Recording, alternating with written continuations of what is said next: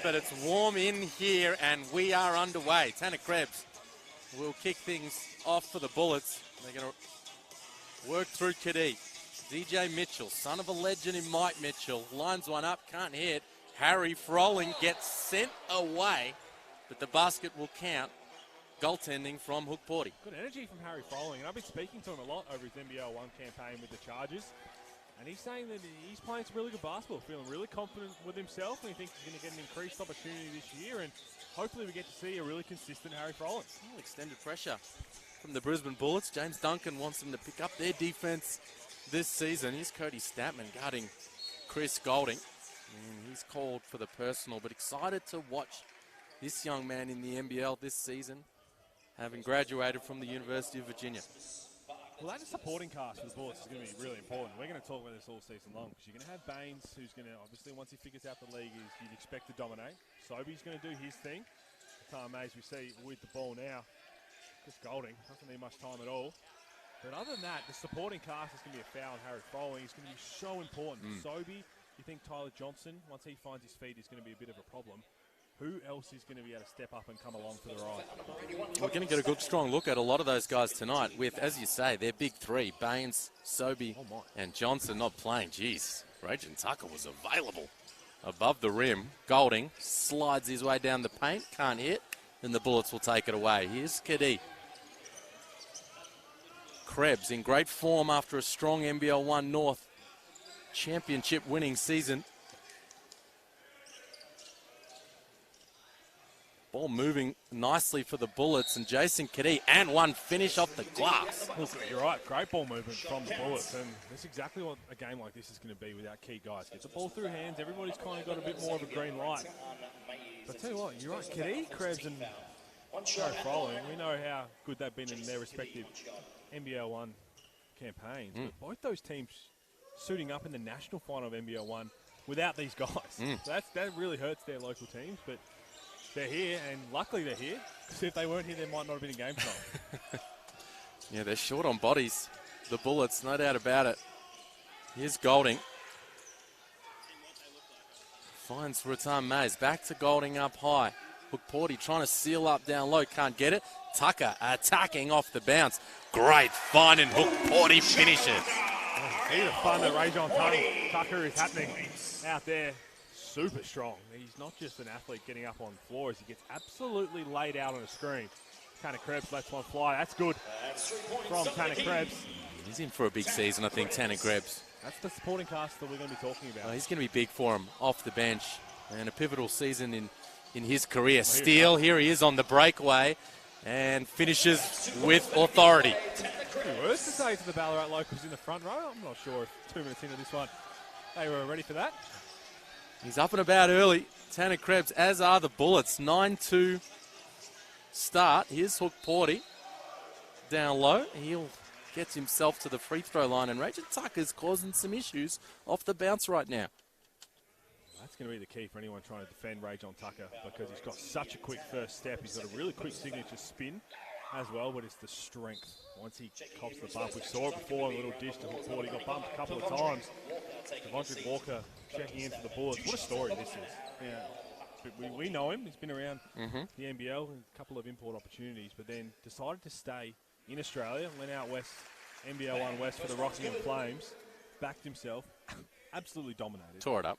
Absolutely tore it up, and has been rewarded with that opportunity with the Bullets.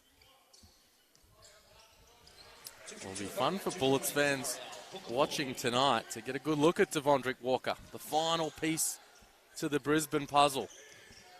Just the two imports this season, Baines and Sobey, taking up marquee player spots. And here is Walker catching and splashing with his first touch as a Bullet. That's what he can do, and that's why I think he's actually a really good signing for them, because eyes are going to be on Sobey, Baines, Tyler Johnson. He can just be a super efficient knockdown shooter at minimum. He's going to be super vital for him. Ratan Mays snaking into the lane. Tucker bouncy and kisses it in off the glass. You see his activity when he hasn't got the ball.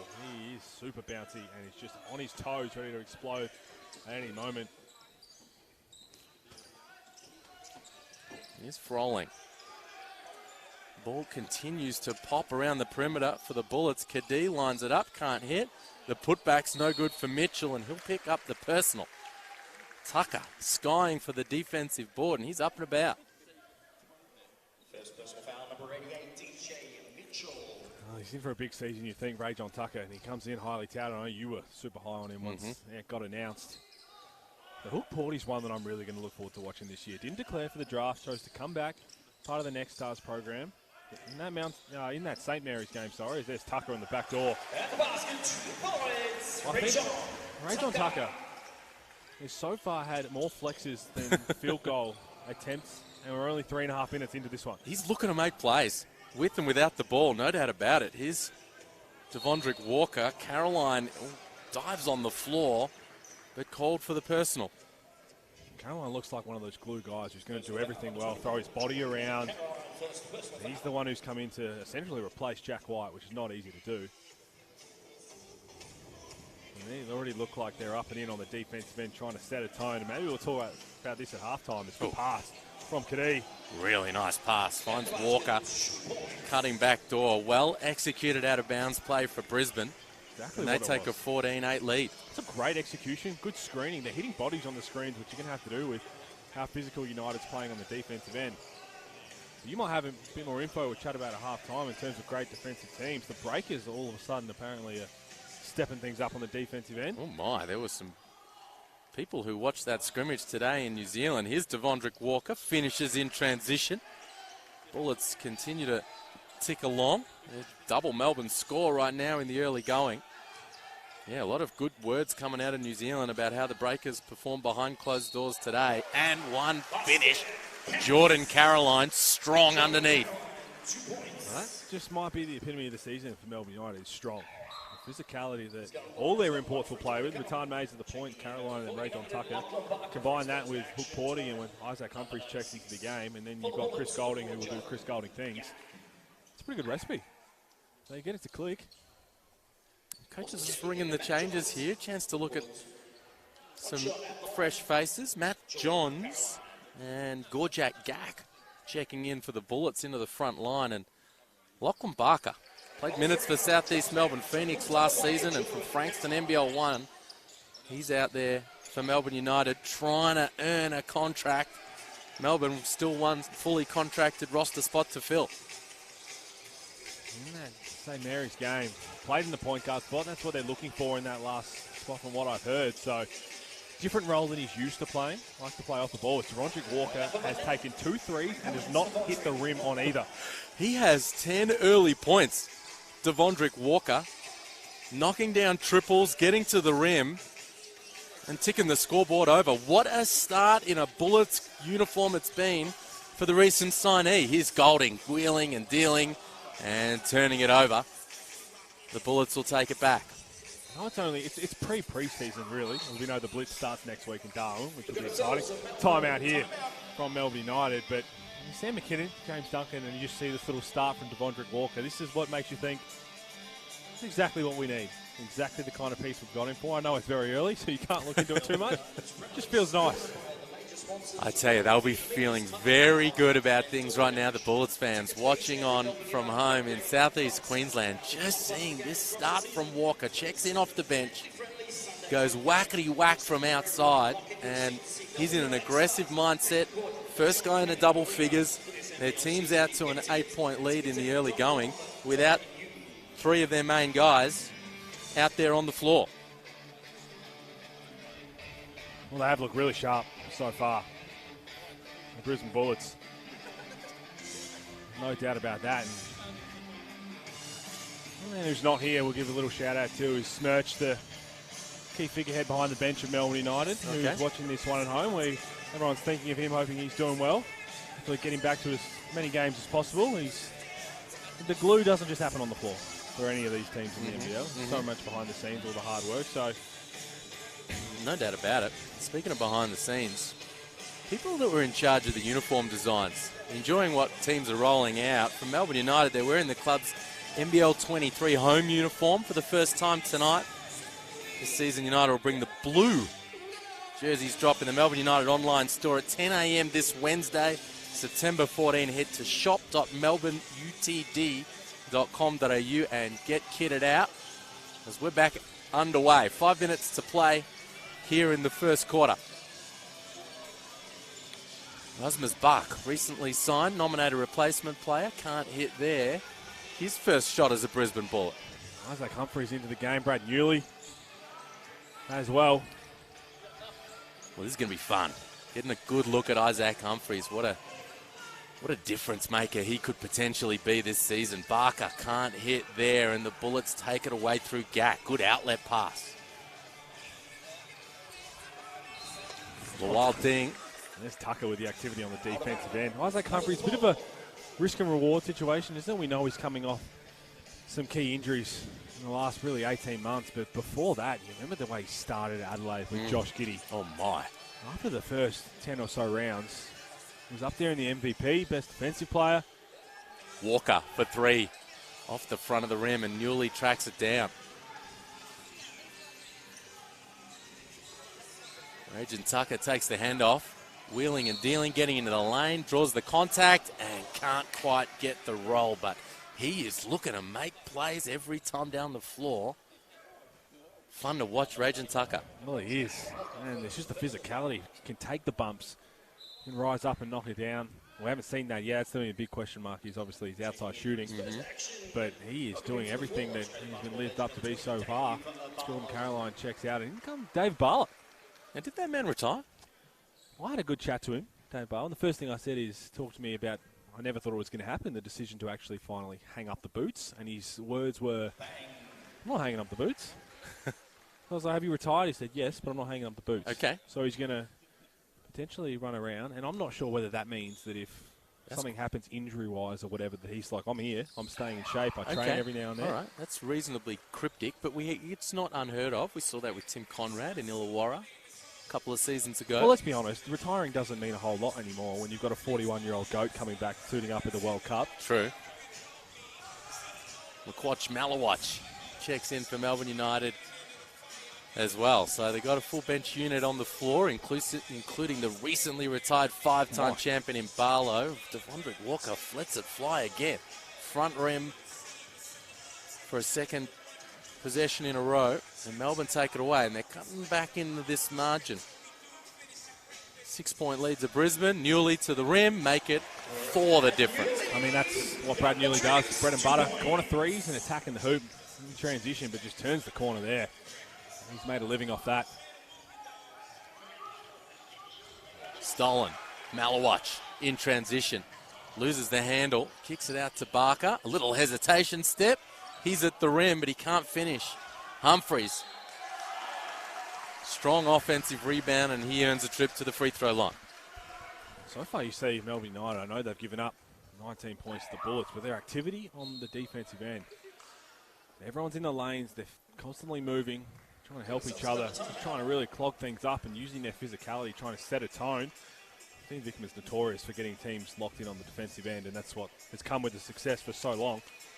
But looks like they've got plenty of cattle to figure that out and become one of the strongest defensive teams once again. So timeout called, 4-point lead to Brisbane, 3:13 remaining in this opening quarter, and it gives us a chance, Fools, to talk about the big man on campus in the NBL this season, Aaron Baines. Not playing tonight, bit of a disappointment. We were hoping to see him, but Brisbane fans rightfully feeling very excited about having the big banger in uniform this season. Well, so they should. I mean, it's an incredible story, obviously, for Aaron Baines, but it's another testament to the NBL that he wants to get back to the NBA. That's where he belongs. And he said, I'm trusting the NBL is going to do that. It's shown over the history that it can well and truly get players who are new a chance, like Jack White. And then it gives players like Delhi and hopefully Aaron Baines another opportunity to get back to it. And I can't wait to see him out there. I mean, on one hand, I'm a bit petrified for the terror screens that are coming for the smaller guards in the NBL. But his ability to pick and pop at a high rate, his strength is going to be hard to be matched probably anywhere. One-on-one wise, it's going to be hard to match. But just considering coming off a ball screen and having the hedge or show of the big fella, it's going to give a lot of confidence to guys like Nathan Sobey, Tyler Johnson on the defensive end to be able to crawl up and in knowing you've got someone to save your backside. Oh, it's going to be a massive problem for teams to solve, both ends of the floor. No doubt about it. You don't want to be switching on those ball screens. You're going to be in all kinds of trouble underneath. And if he's watching on tonight as his teammates go to work, shout out to him. Great to have you in the league this season, Bainesy. We're back underway. Humphreys 1 for 2 from the stripe. And Melbourne get this takeaway. Here comes Malawatch. Probing in transition. Lachlan Barker. Pick and pop with Barlow.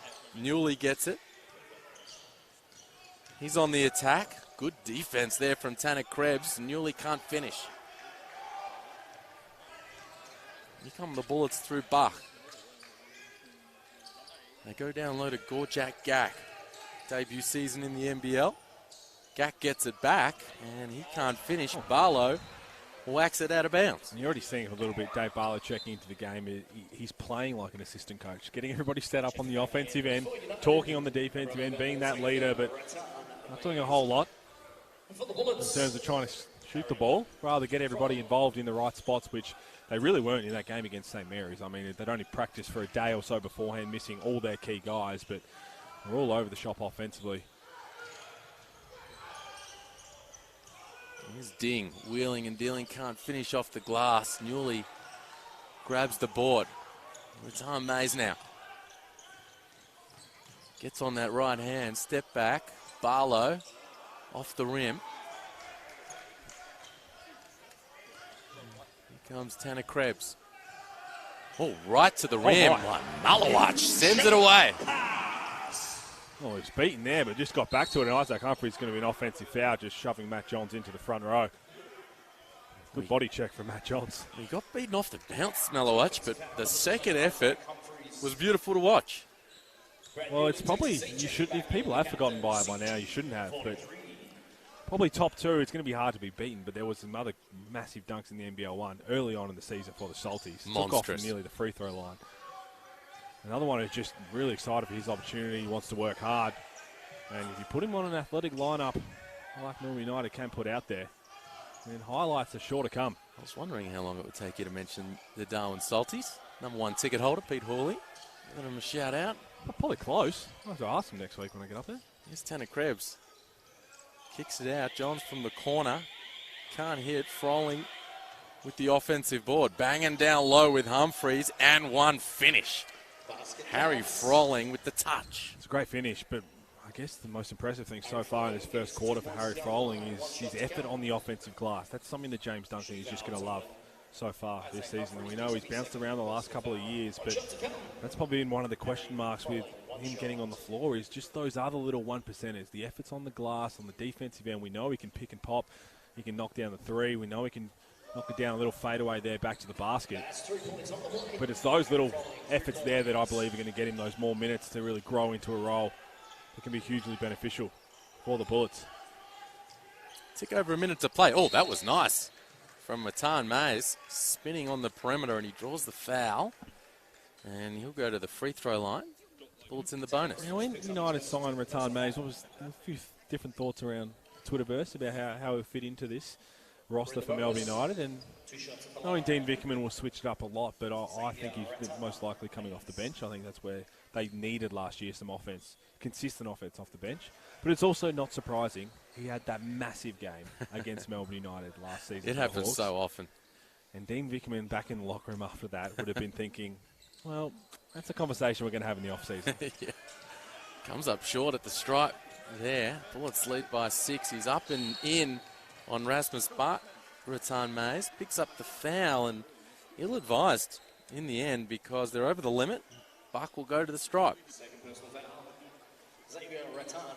And you mentioned the play of Harry Froling, the activity from him early. One of the highlights of this first quarter, of course, Devondrick Walker and his quick 10 points off the bench. But for me, the story of this first quarter has been Dave Barlow, the audacity of a man to retire. And then a couple of days later, check in during a pre-season game in the first quarter is pretty remarkable.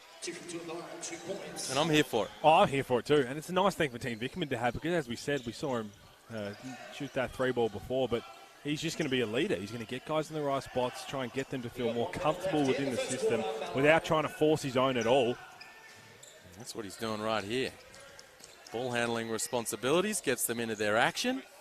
Fade away from Golding, comes up short. And Melbourne will get it back. 7 seconds on the shot clock. See what they can execute out of bounds. There's no Mason Peatling either. So that's the one who's going to be playing in those backup minutes. But saw it a bit last year with Hook Porty, Caroline. Maybe we get potentially in a certain matchup, Hook Porty and Humphreys on the floor together. It'd be very rare, but Vickerman's been known to throw out two big fellas. What's the state of play with Mason Peatling? Had something cleaned out from when I was talking to him at St. Mary's. So it was more of a just slowly getting back to it, not rushing anything at this point in the season. As I mentioned, Shea Ely and David Acquia off the top, but you're right, Mason Peatling, a key piece for Melbourne. 4-3 on the shot clock. Rattan Mays, that comes up short. The legs weren't quite there for XRM and the Bullets. 2-for-1 opportunity. Oh my. Dave Barlow says no, sir. Sends Krebs away, and Malawach explores in transition. Golding raises the eyebrows, plays with it. He's going to use the entire shot clock here. No, he's not. Lets it fly off the rim. Last possession of the opening term here for Brisbane. Is there anyone who goes more pre-season mode than Chris Golding? I'm not sure if there is. But here we go. Can the Bullets had a really strong first quarter. Clock winding down. Froling on Bullett. Beautiful pass, Harry Froling. Sets up Bark at the rim, and the Bullets finish the opening term in style. 10-point lead to Brisbane. 26-16 after 10 here in Ballarat. Exceptional first quarter from the Bullets, but you could see the physicality Melbourne was throwing defensively. And what it meant for the Bullets is they were running through offense, they were making longer possessions, they were cutting, they were never standing still, which led to those back doors, the overplays, getting around curl screens and getting those easy layups. So that's a big effort for them. James Duncan will be thrilled with how they're executing on the offensive end. The leading scorer after one is Devondrick Walker. 10 points, 4 of 6 from the field. Came in and just got to work, knocking down triples, and a really strong first quarter there from Harry Froling. 5 points, 3 boards, and that beautiful pass right there to set up Buck at the rim. As Bullets shooting 47% from the field, knocked down 3 of 8 from long range, and this is a really solid defensive performance as well. Forcing contested jumpers late in the shot clock and cleaning up the mess. Well, it's a blessing in disguise at some points not having those 3 key pieces which run a lot of offense around them. It's an equal opportunity thing right now for the Bullets. Devondrick Walker's probably an exception to that, and we saw that with him come first touch, first shot, nothing but net. So they're in a bit of a unique opportunity with you got 40 minutes here where everyone will get a chance to shoot the ball. Let's get through offense. Let's play in a system. And we talk about on the other side of Melbourne United is they have to try and get some role clarity. We know it starts in pre-season. That's what it's all about. Dean Vickerman figure out what lineups do I like the look of against the opposition. Because you can practice against each other. You can have different lineups, but whatever lineups you're using in practice, you're playing against a team that knows exactly where you're going, what you're doing. So this is a chance for him to see what lineups he likes out there. Well, while Dean Vickerman's trying to figure out his lineups, parents around the country are trying to figure out what they're going to do with their kids during the upcoming school holidays. Pete, you wouldn't know anything about this just yet, but it lies in your future. Melbourne United holiday camp's now open for the September holidays. The one-day junior camp in Ballarat, right here, will be held on Wednesday the 28th here at Selkirk Stadium. All participants will receive a T-shirt, a goodie bag, and some unforgettable memories. Head to Melbourne UTD, melbourneunited.com.au to register and get amongst the fun. Well, they've been doing that all week, and the camps have been a really good turnout. Every NBL team does that so well, getting out to the community. They came up like game time, getting out there and playing against their schools. And the camps are great too, learn from the best. So it's Rattan Mays, Barlow, Golding, Hook Porty, and Rajan Tucker. Starting the second quarter for Melbourne United, Kadee, Mitchell, Froling, Statman, and Devondrick Walker out there for Brisbane. Second quarter underway. Brisbane with that 10-point lead. Barlow catch and shoot from long range off the rim. And Statman, strong work on the glass, but Froling called for the personal, grabbing Hook Porty's jersey. Second personal foul, number 87, Harry Froling. Good activity there. That's better scouted. Because that last baseline out of bounds that Tucker came off that same play. There's the alley-oop play. Melbourne like to run off the baseline. Couldn't find Hook Porty above the rim. Got him in the block, but he couldn't finish. I like they've thrown it to him back to the basket a little bit just to work on that one-on-one game. We know he's a terrific athlete and such a high work rate. Smart play from Kadee.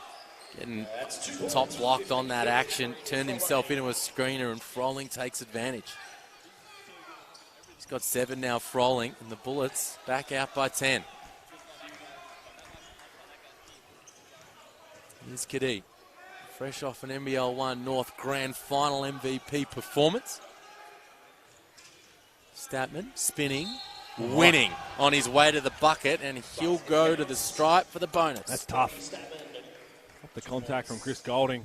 He's to stay balanced enough to finish that through the contact. Brisbane Bullets just keep finding ways to tick the scoreboard over. You're right, Jason Kadee had a massive game in that Grand Final series, massive series, but just put it to bed early. Another one who's playing some really good basketball. Statman, mentioned out of University of Virginia, played for the Cairns Marlins over the course of the off-season and just getting ready for his rookie pro season. Tucker can't finish over Walker, and here is Walker in transition.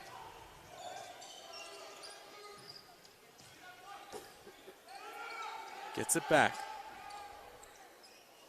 Wants the isolation play, Devondrick Walker. Guarded by Hook Porty. Kicks to Mitchell, lines it up. Bang! DJ Mitchell with the catch and splash triple. Timeout, Melbourne United. Well, Mitchell had his feet set, ready to go. He knew that ball was coming from Walker, who had the mismatch with Hook Porty out there. Tried to get a little bit of space to get the three away. Couldn't do it, but Mitchell was ready to tee off. And you mentioned Aaron Baines, who was watching this, how excited we are. I mentioned him off the top. But Nathan Sobey, cannot wait to see a healthy Nathan Sobey back on the floor. Yes, alongside Aaron Baines, it's going to be spectacular to watch, but he only played 12 games last season, hampered with injury. When he's up and about and running, one of the best players in the competition, seems Brisbane get up and about. Mate, if that team can stay healthy, I mean, if Sobes can get right, if Bainesy can stay out on the floor, if Tyler Johnson stays healthy, he's had some issues with some knee problems over the last few years in his career, if they can be out there on the floor, this is a team that's going to get some things done this season. No doubt about it. This is why, selfishly, I wanted to see Baines play tonight, but more so is, I think the refs probably wanted him to play tonight as well, because it's going to be a big question mark. We know his strength, and I know in years past that letting some of the new big men come into the league, ever since Bo's trying to, what they can and can't get away with in terms of physicality, well, they don't come much more physical than Aaron Baines. Well, there's some big boys around this league this season. Baines, of course, the biggest. Alan Williams for the Phoenix was dealing with some foul trouble in their last hit out down in Tasmania. They're playing right now down in Tassie. Look pretty good too, the big source. It's been an 8-zip start to the Bullets for this second quarter. 90 seconds, they put 8 points on the board, and Dean Vickerman had a good long chat about it in that huddle. What kind of response can he get from his group? It's Barlow, the assistant coach, still out there getting a whole bunch of run in this first half. Tucker turns it over. No, that Melbourne get it back.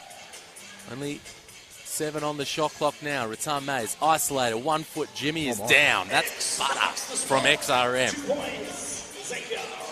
Well, that's what he does. If you looked at any of his off-season workouts, he's getting all those little one-legged runners, working out with Josh Giddey, Dyson Daniels. He can get off his shot at will. He's into those Jordan Lawley workouts in Southern California. Turnover from Kadee. Here's Golding. Heads on a swivel. Fires Ratan Mays. Flat. Look from range. Off the front of the rim. Melbourne get it back. Tucker. Good D from the Bullets. And the ball finds back to Tucker. Mitchell moves his feet, but he stiff arms Tucker in the middle of the lane. And Melbourne's bouncy import gets back to the free throw line. So far hasn't looked to shoot at all outside the key, but you just see that he cops the bump, and as soon as the physicality, as soon as someone hits him, just slows right down, takes another step or two, uses his physicality to push off legally, and has gone to the free throw line a few times now.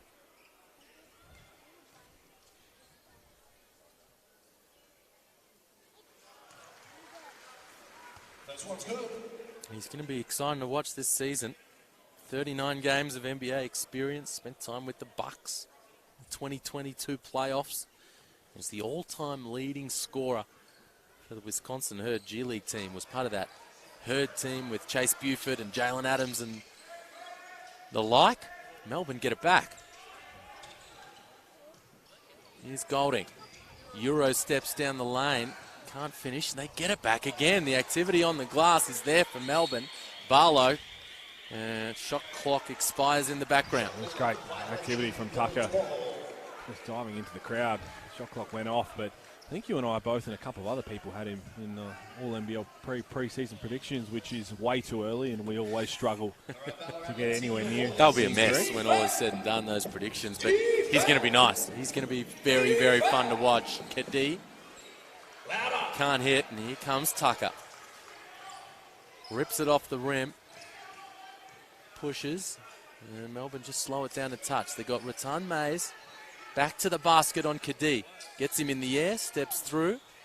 Tucker lets one fly, and that was way off. But Devondrick Walker a little overzealous on the contest, and Tucker's going to go to the stripe for three. First time I've seen him take a three, and Devondrick Walker just a bit overzealous on the closeout. Cleaned him up. And going to go to the free throw line. But comes with that pedigree of, as you mentioned, that team, Jalen Adams. Now, the last time we had the Wisconsin Herd Milwaukee Buck connection come in for the debut season, walked away with a championship trophy and an MVP trophy. Well, Tucker's not the only guy from that squad coming into the mix. DJ Hogue was on that team, and he's one of the new imports for the Taipans this season.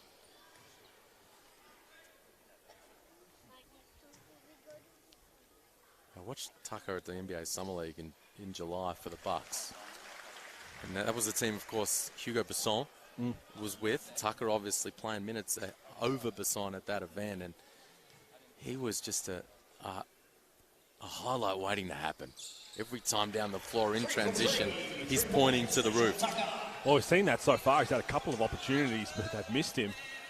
You expect that NBA Bo's going to be looking for that as well. Great take, Matt Johns.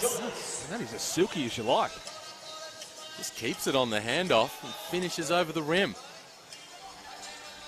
Bullets out by 14. Hook Porty pounding away. Gorjak Gak. And I thought he might have pulled the chair for a moment there, but he picks up the foul. Basket waved away. Jordan Caroline's going to check in for Dave Barlow. And I've got a little break in play here. You mentioned the Phoenix playing Tasmania right now. Well, a bit of drama down there, so we might have some new viewers with an evacuation from a fire alarm. Went off in the stadium. Down in Lonnie? Just before halftime. So welcome to any of the new viewers from the Phoenix fans and Jack Jumpers who are just tuning into this one whilst that gets sorted. Oh, jeez. Well, it was absolutely pelting down outside. Oh, boy. On the way in. And on the drive down. To Ballarat, wasn't it? Golding catches and slashes from long range. That's another part of Xavier Rattan-Mays' game that is going to be highly valued on this team. His ability to find other guys, especially Chris Golding, on the three. He can break it down off the dribble, and all he needs is one help defender to get out of position, and he's going to find someone who's open. Good take from Kadee. Draws the foul on Hook Porty and kisses it off the glass. A young kid looking at how to attack a bigger, more athletic player off the dribble. Just watch that play back. Jason Kadee put the moves on Hook Porty, had him beat, but knows his ability to close the gap and potentially block it against the backboard. But when he times that physical little bump to throw Hook Porty off, trying to time it, gets the opportunity for an and one. That's a guy who's played plenty of NBL games at the high level. He just makes great reads off those type of actions, No doubt. Jason Kadee. When he snakes off those handoffs, those ball screens, he becomes a really, really tough cover. This is McQuatch Malawatch back into the game. Hook Porty finds the lane, the floater off the back of the iron. He's having a little bit of a tough time of things right now, Ariel Hook Porty, and he picks up something of a frustration foul right there. So it was 32 seconds left in the half. Getting the word from Mick Randall from the Herald Sun down in Tassie when that stadium was evacuated. So we'll wait to hear more. The fire alarm's gone off and hopefully everybody's okay. They can resume proceedings soon enough. Kadee fouled. Another one of those smart plays. Mays. You spoke about it. One of those really smart plays. Tom Mays taking a step in, trying to be a little physical on the defensive end, and Kadee knew that, so he just let it fly. And we mentioned being a little chilly in Ballarat. Well, let's hope that fire alarm gets sorted because of all those people standing outside in Tassie. Yeah, shout out to them. That's going to be cold. Hopefully the beanies are close by. Speaking of Tassie, talk to me. 26 minutes for their membership sellout. Bang. You reckon they're ready to go to run things back? Looking forward to that. March back, sorry. Looking forward to seeing that NBL documentary coming out as well. Mate, what a story they were. Behind the scenes. A whole bunch of Scott Roth being kind of frustrated with proceedings and sending the cameras away is what you can expect. But yeah, great access. No doubt it's going to be a cracking documentary. NBL22 next level on ESPN. 10 Peach, KO. It's going to be great. In the next little while. And if you think you know, okay, we're going to see some behind the scenes, you've seen nothing yet. It's jaw-dropping stuff. Here's Jordan Caroline getting physical as he attacks the basket. Didn't think Matt Johns did all that much wrong right there, but he picks up the foul. Interestingly enough, the offense we're watching from United now, again, the Blitz is coming next week, starting next Friday. They'll throw a few things out there, but still keeping some of your plays ready to go in the season, not giving away your whole playbook. And that handoff at the top of the key, something Dean Dickman's done for a long time. The multiple handoffs kind of looks like a Harlem Globetrotter style, going one side, giving everybody the chance to explore and get downhill. I think it's going to be just utilised a whole lot on this United team because you've got athletes like Tucker and Rattan Mays ready to turn the corner, even Jordan Caroline at the 4. And you've got Chris Golding flying off the last one as well. It's going to be really hard to guard. Second one is good. 1 from 2 at the line. 1 point, Jordan Caroline. 1 for 2 from Caroline at the stripe. Good screen in the backcourt there from Johns. They forced the switch. Caroline, look, he's up and about defensively. Sliding his feet on Krebs. The switch again. Humphreys now.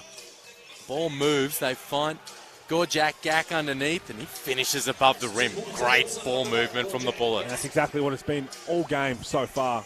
Yes, the pressure from Melbourne United is there, but Brisbane just aren't rushing. They're not panicking, and the ball movement's been terrific. And that's going to be a travel first, I believe, on Isaac Humphreys. A little pick and roll, but just a little happy feet before he caught it. Caused him to take that extra step before the ball was on the floor. Turnover Melbourne United, and that's really good defense from the Bullets. He thought he was heading to the free throw line, Isaac Humphreys. And a little slow getting back on D, Melbourne United. Here's Gak. Finds Krebs, and he's down the middle of the lane. Can't finish over the top. Good take, though, from Tanner Krebs. Nice to see him in an aggressive mindset. No doubt about it. He's those key guys. He's going to have to step in and carry a lot of the weight in these preseason games. 18-point lead to Brisbane. Isaac Humphreys can't finish. Here come the Bullets again in transition. Buck finds Gak, and it rims out. Opportunity gone begging for Brisbane. Tick under 4 minutes to play here in the second quarter. Caroline spinning and winning at the rim and tells the front row all about it and one finish. Looks like he's got a friend in the front row because he is flexing, but he's strong coming off exactly the handoff I was just talking about. Instead of trying to get the contact and force one up off balance, slowed right down, trusted his strength. Got up and finished with the M1 opportunity. That's really good from Jordan Caroline. He's going to have a huge role to play on this team. When you talk about some of the potential four men he's going to have to go up against. Like Xavier Cooks is in for, you'd think, a massive NBL23 in that 4 spot. Jordan Caroline's going to be taking a lot of the brunt of those.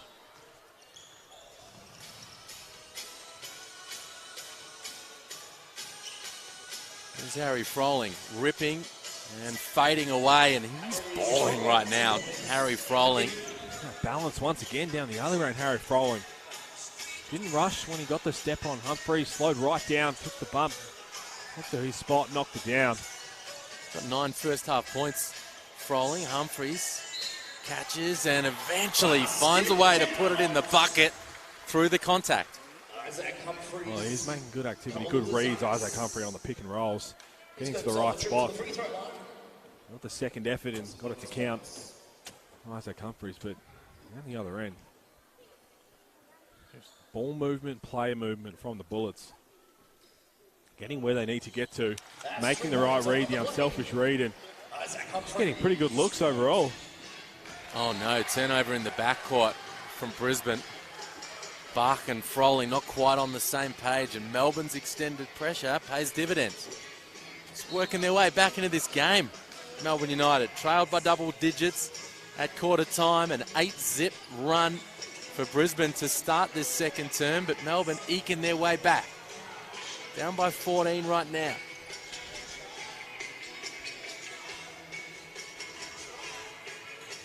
Froling, oh, Bach, he had him. Rasmus didn't know where it was. Here's Krebs, steals it and flushes it. Well, he is feeling really good, Tanner Krebs. A little read on Brad Newley in transition. Second dunk for the game from Krebs, but those turnovers, they're making it pay as Tucker gets ready to check in. Caroline tees one up, knocks it down, and yet another flex. Oh, man, that's going to be big for him this season if he can knock down that 3 ball. High energy guy. Krebs into the corner. Knockdown triple from Lual Ding. Tanner Krebs made that happen, the corner to corner. He got his feet set, ready to go.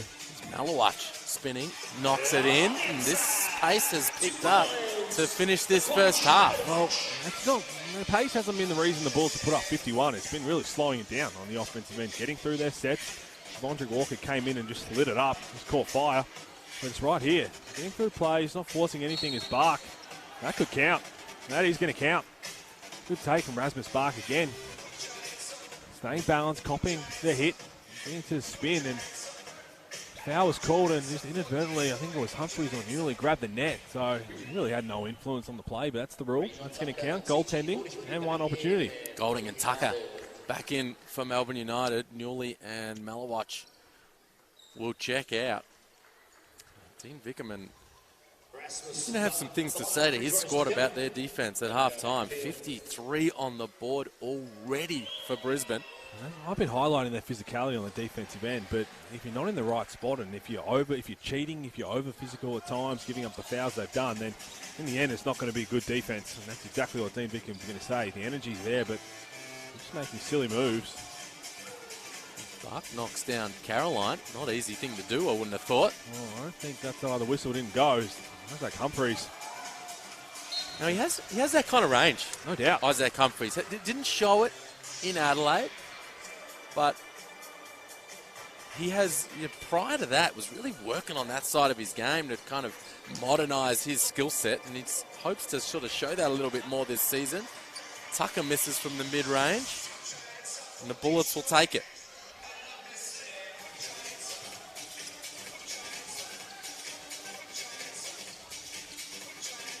Playmaking from Harry Froling, skip pass, bang, Lual Ding knocks down the triple, back-to-back hits from Ding. Why not? Knock one down just before in the same spot. Oh, hand went down very briefly as Rajon Tucker with that spin move. Good block from Bach. That's just really solid, D. Bach moving his feet, Froling walling up. And that's what they've been doing this entire half. Really just playing solid defense, and any time they have had a very rare breakdown, that's when Melbourne United's been able to score. It was a 19-point lead to Brisbane. Golding, that could be an offensive foul. In fact, he gets the whistle, Chris Golding, and he's going to go to the free throw line. within first gear. I'm not sure if you can get below first gear, Chris Golding, but we can see pre-season he hasn't really taken into CG43 mode yet. Wouldn't expect to see that much. Maybe little glimpses of the blitz, but he likes to keep things pretty tame until the season starts. Maybe this gets him going from 3. Just hit the 1-3 ball so far.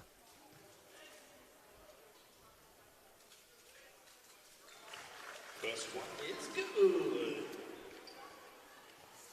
Just recently signed a new extension to his contract, Chris Golding. Going to be the face of the franchise for another couple of seasons. Shea Ili, another one who signed an extension with Melbourne United, getting 2 key pieces announced today that Golding will be captain once again and Shea Ili vice captain. I think that's extremely well deserved. The season Shea Ili had last year. Final minute of the second quarter here in Ballarat. And Jason Kadee, wow, wide open, buck naked underneath the bucket. And the Bullets find him. He had a tent up in the key there, Jason Kadee. He was there for about a week and a half before they found him. An easy 2 points, and there's that spin move from Tucker. Foul was called on a pull, it looked like it was there. That's his signature spin. It's downhill, plants that right foot when he's already at full speed and lightning quick and lightning strong. Spin move. And you don't want to be a step slow on that because he's shown across the course of his professional career that he gets his footwork right on that spin. Well, the next step from there, he's going up. Shades of Tajir McCall about that spin move. It's another one. Yeah. From Tucker. Got both guys that little lacking maybe a little confidence to let it fly from long range. And when people step off them as they attack in the lane, look to spin and make plays, and Tucker gets himself to the stripe. Knocks down both. It's a 17-point game. 2-for-1 opportunity for Brisbane right here. Pick and pop with Froling. 2-for-1 goes begging. Kadee just pulls the Jets. Ball moves. Kick. Good defense. Froling cleans up the mess. That's a block from Caroline to get to Dean's 3, but landed straight in the hands of Harry Froling. 60 points in the first 20 minutes. Enormous. Been a really great first half from the Bullets, Harry Froling in particular. Tucker. Oh my. Right to the rim as the clock expires. Aggressive finish to the first half from Raging Tucker. Something for Melbourne to feel good about as they head to the sheds. Well, he showed us just a little tease there of what could be Tucker.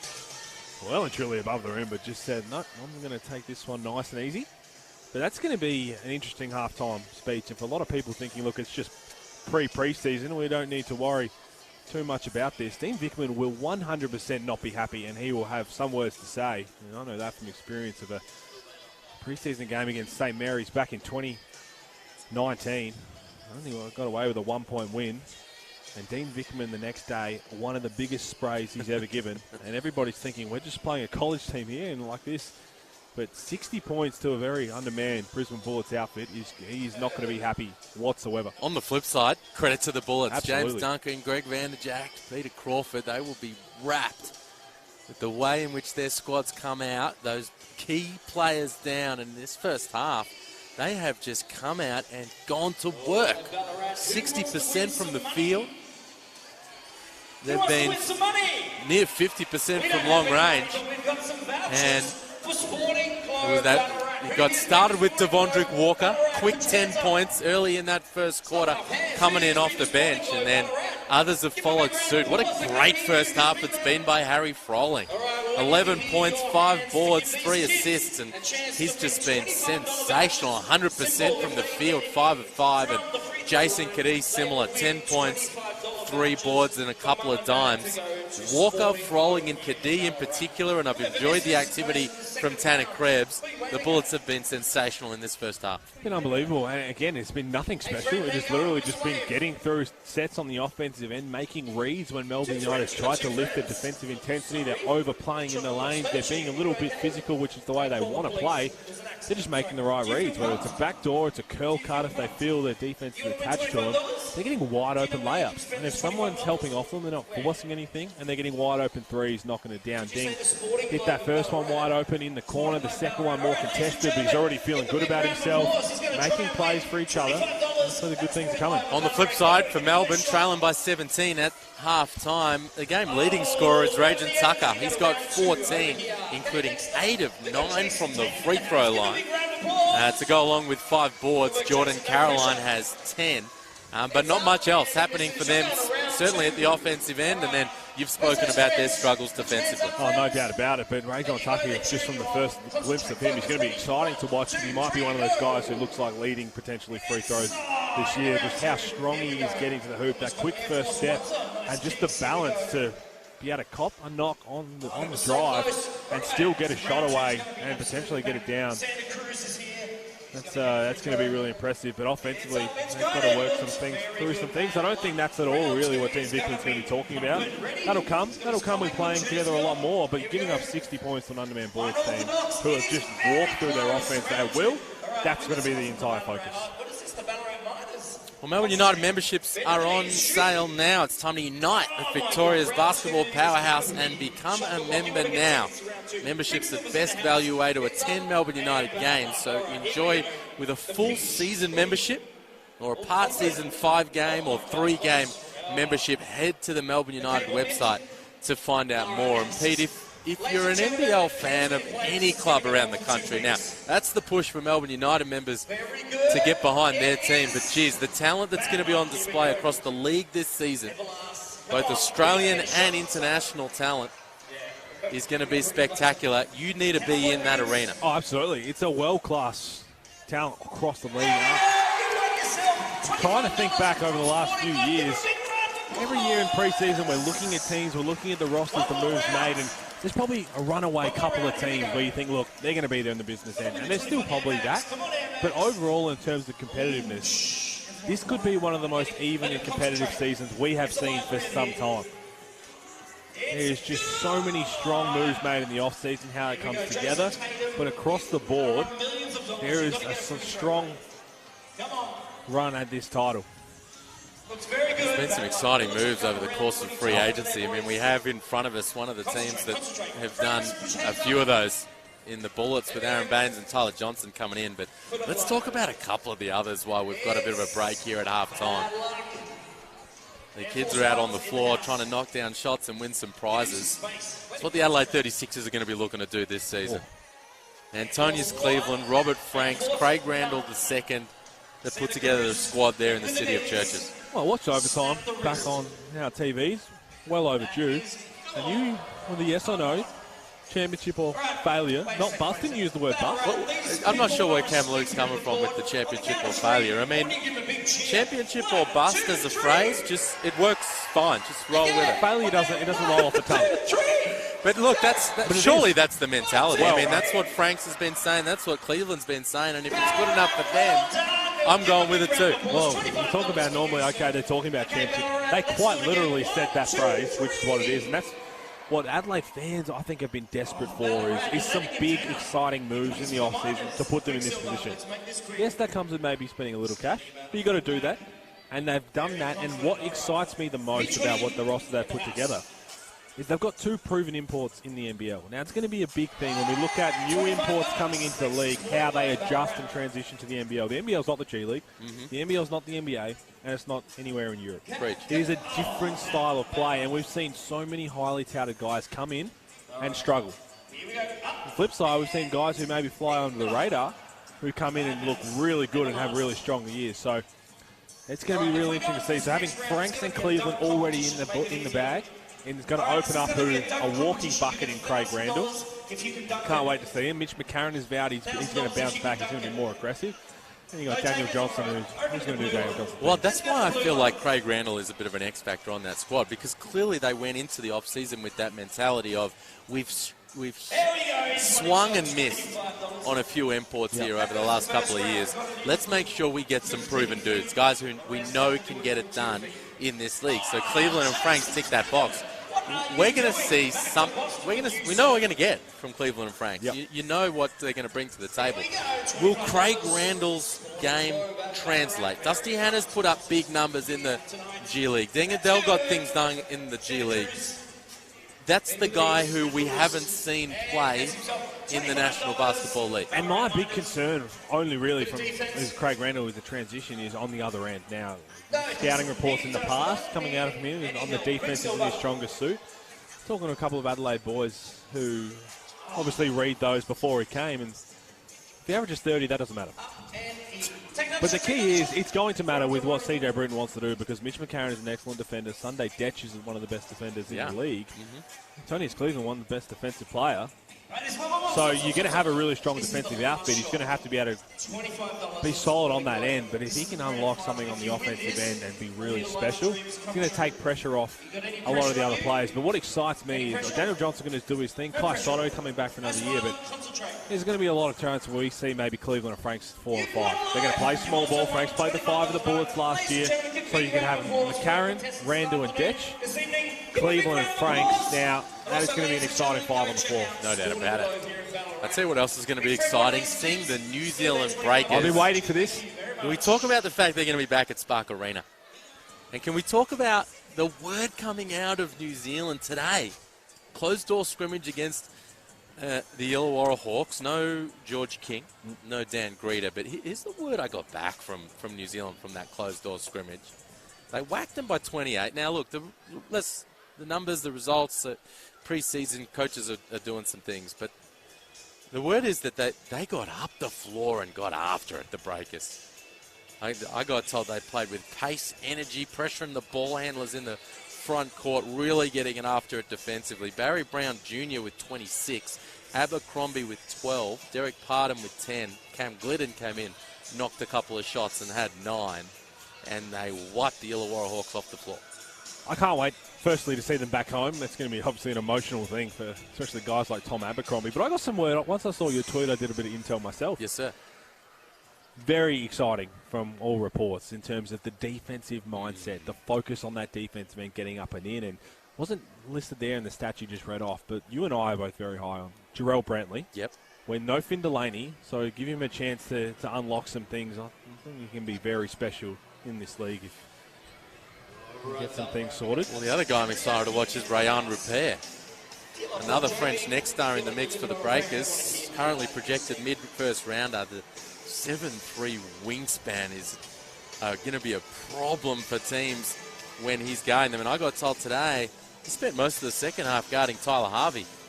So Modi Mayor put a lot of faith in the young teenage phenom, and he got some things done at the defensive end. So here's a little bit of the intel that I got.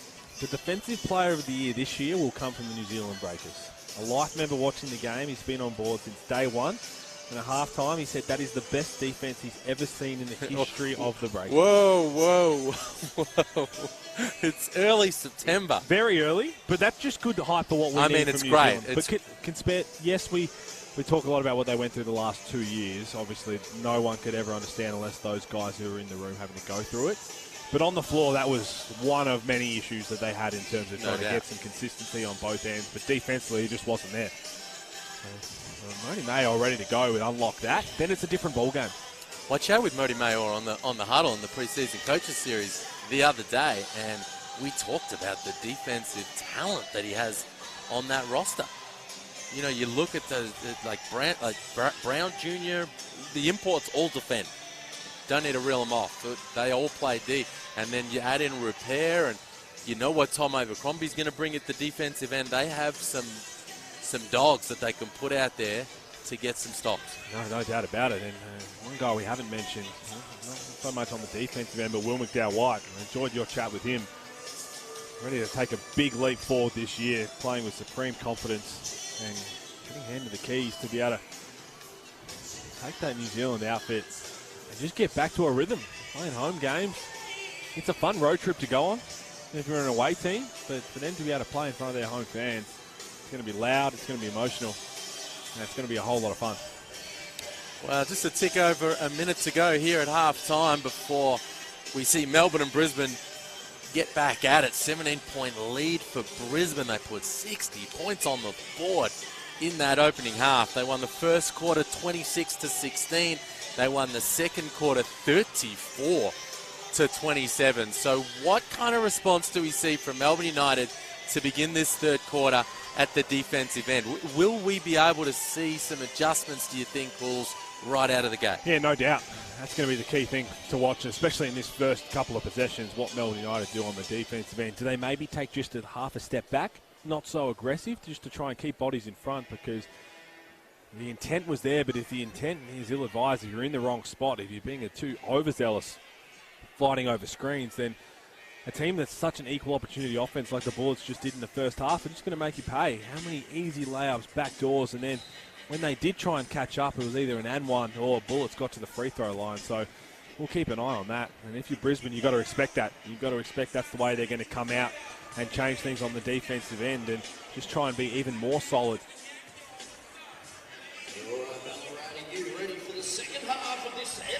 Both teams stepping out to begin this second half. Starters back out there for Brisbane. Kadee, Krebs, Statman, DJ Mitchell, and Harry Froling, who was sensational in that opening couple of quarters. Bit of a change to the lineup for Melbourne United. Lachlan Barker gets the opportunity to start here in the second half, ahead of Xavier Rattan-Mays, alongside Golding, Rajan Tucker, Jordan Caroline, and Isaac Humphries into the starting lineup to begin this second half. Just mixing things up here, Dean Vickerman, and let's see this first offensive possession from the Bullets. Oh my. And Statman attacks the closeout. The ball moving beautifully for Brisbane. Mitchell opening in the corner. He can't hit. Froling wins it back. He's having himself a nice ball game. Froling kicks it to Krebs. He can't hit. Well, that was a gorgeous opening possession. That ball movement, that player movement. What they did, they nearly had Harry Froling in the pick and pop. That's what it was designed for. Jason Kadee with a big loop to come back up off a pick and pop option. Melbourne United did well to close out to him, but the ball movement was terrific as Tucker lets one fly. That's off the front of the rim, a violation. Well, he's trying to beat the scouting report there. Rajan Tucker, Tanner Krebs sliding underneath that dribble handoff from Isaac Humphries. Tucker trying to punish that scheme and hard off the iron. Just that full court pressure.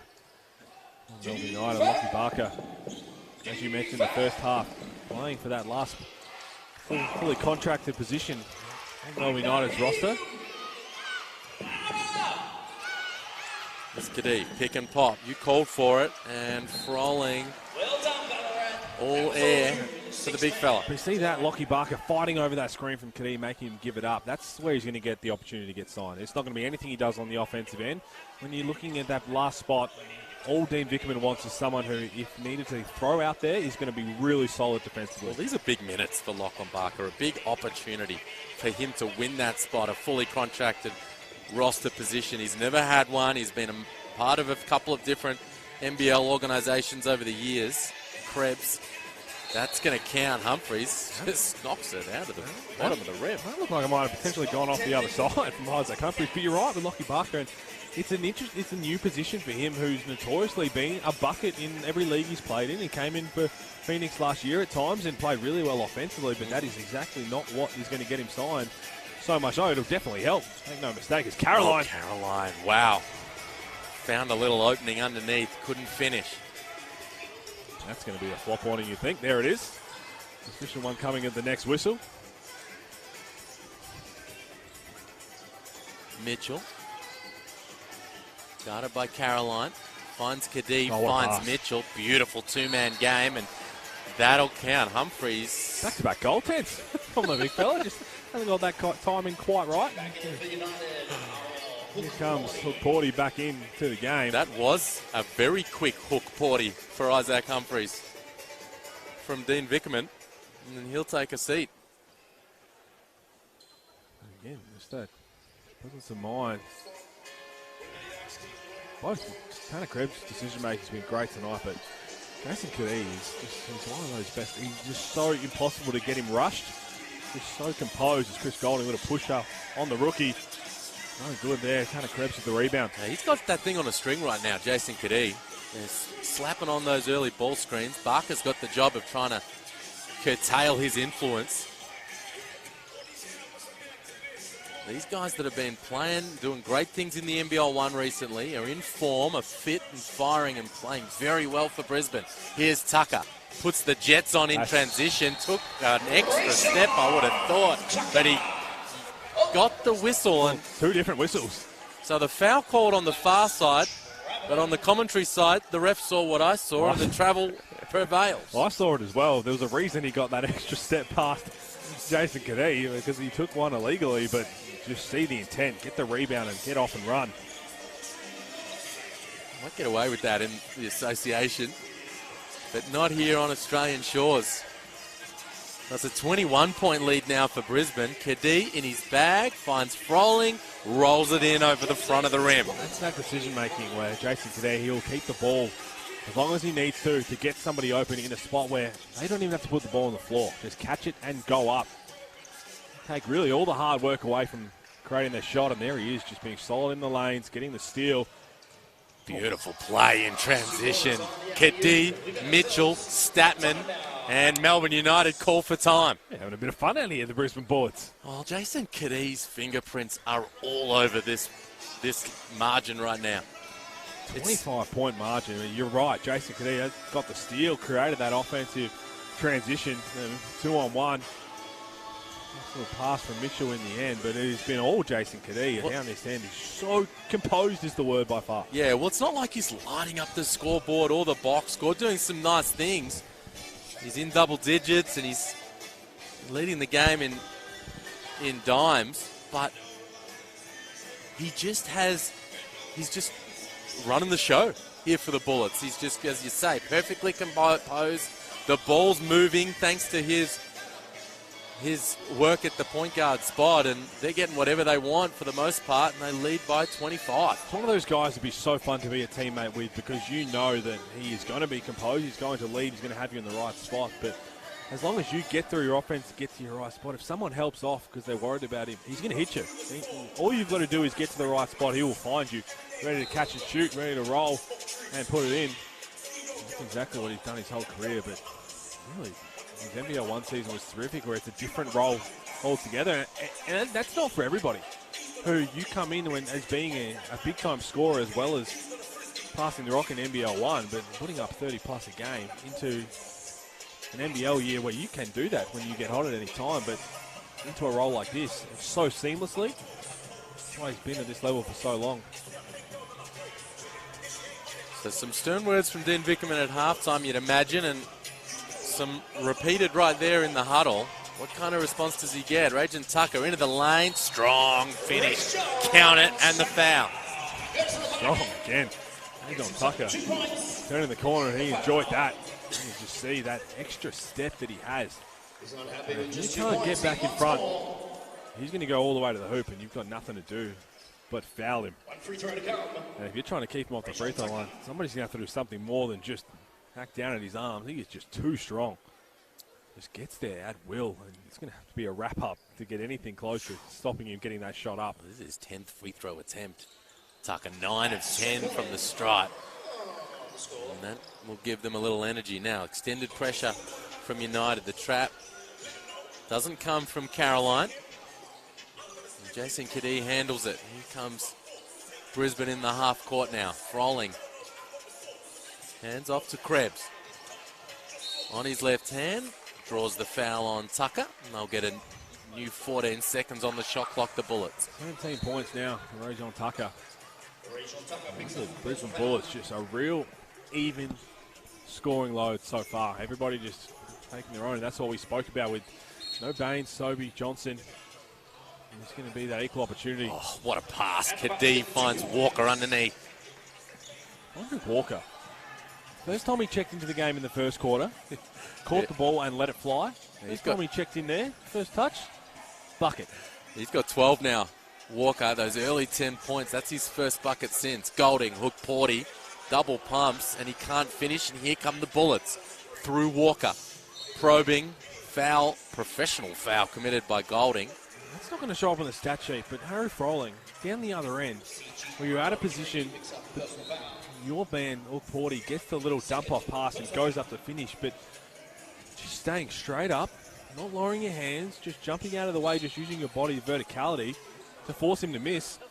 Devondrick Walker, we speak of the man trying to stay hot. And he's short there. Caroline with the rebound. Here comes Melbourne United. Golding. Pick and roll here with Caroline. Kicks to the corner. Walker gets involved. Knocks it away. Bullets upstairs for Lual Ding. And the turnover ensues. Highlighting for the last 3 minutes just how good Kadee's been. The composure, never does anything rushed. That's probably the one time we'll see it. He was starting to feel himself. No, I don't blame him. We've seen Ding in NBL1 North. He's as athletic as they come. With the length as well. Just throw it up there, he'll go get it. Jason Kadee thought the same thing. That's going to be a foul on Ding. Getting around Chris Golding's hip. Down low, just a bit overzealous on the turnouts. I'll tell you what, I've only seen a few little clips and no real big dunks yet, but NBA Bo's going to be busy this season. I mean, this is one preseason game.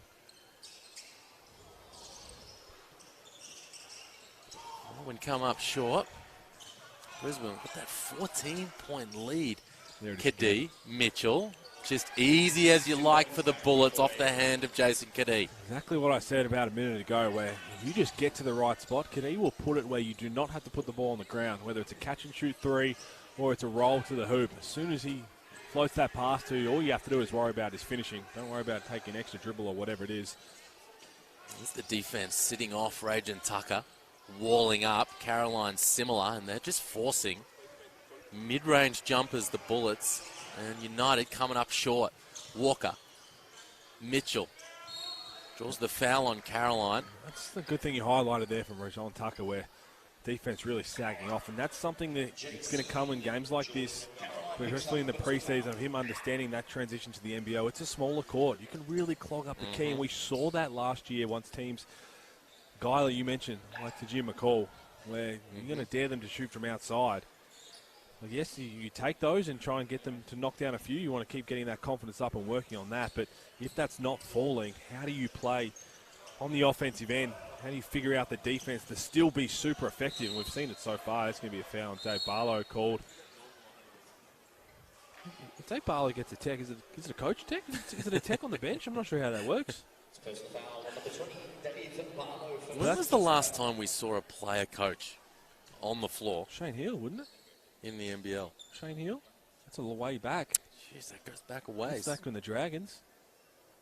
And I can't remember too many others. We saw some great ones back in the day. Well, we've seen them on YouTube. Cal Bruton, of course. Shane Heal would be the last one. Yeah, he might have been. Did Tim Conrad, when he was assistant, did he suit up in pre-season? I don't think so. Those are the kind of players I mentioned. Tucker to still find ways to be effective if his shot's not falling. And getting on the glass, maybe cutting off the ball as well.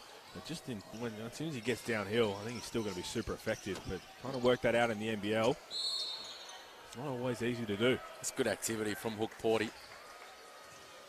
Some guys in that situation just accept being blocked out, but he fought for front position. Foul on Buck, and Melbourne United get it back. 14 on the shot clock. Tucker right into his sweet spot in the middle of the lane, but he can't finish. Got there easily in the end. We'll want that one back. Those are the kind of plays. He doesn't really rush anything when he gets down low. Here's Gack, finds Walker. Beautiful pass, oh my. Upstairs, Walker to Gack. And again, just that composure on the offensive end. They're just walking through sets, waiting for a little breakdown from Melbourne United, and then someone's cutting and making things happen. Brad Newley no good there on the take. Comes Mitchell. Oh, beautiful drop-off pass. And Gack finishes, and they are getting everything they want, Brisbane. Dean Vickerman points to the bench. Timeout, Melbourne United.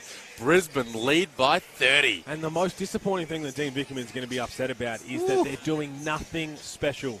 It is nothing special on the offensive end. Rather than everybody setting screens, they're moving for each other, they're being unselfish, and as soon as there's any sort of breakdown or someone's in the wrong position, they just make the extra pass and they're making them pay. Their shooting clip would be unreal. Well, they're shooting 60% from the field, the Bullets. 72% from two, and they're getting layups. They're getting layups and dunks and easy finishes at the rim, executing off those ball screens and handoffs, and it is a beautiful thing to watch for Bullets fans. This is the way that they want to play. When you think about how well they've been physicality-wise in terms of just setting screens, if they're going to be physical and try and chase over, you've got to set screens. They've done that so far tonight and making the right reads off that. And if you're a Bullets fan right now, you're thinking, imagine Banger standing out there, Bainesy setting those screens when you have to make a choice. Am I going under, letting a guy like Cadell or Nathan Sobey pop back, or am I chasing over when they're curling so well, they're backdooring so well, when they're making that extra pass that if the defence comes across late, someone in the corner spotting up. These are really, really promising signs. Well, you know what else this looks like to me? This is a whole bunch of guys here for Brisbane who have been playing. These guys have all been playing over the last few months. Game, week after week after week, playing ball games in the NBL1. Mitchell, Buck, Walker, go right through this roster. Cadell, Froling, Krebs. These guys have been balling, whereas these Melbourne United guys, they've been on the practice floor, yes. Not many of them have been playing on a weekly basis right now, and they're getting it handed to them. And that's just a great team defense. Just putting the body on the line was Bark there, Hook Porty, and as soon as Hook Porty changed direction, another defender popped up. Mitchell put his body in line as he teased one up. And that would have hurt, no doubt, for Melbourne United. But you're spot on, and I think it speaks a lot to the level of the NBL1's come. It's really national competition now, but that's going to be a flop warning.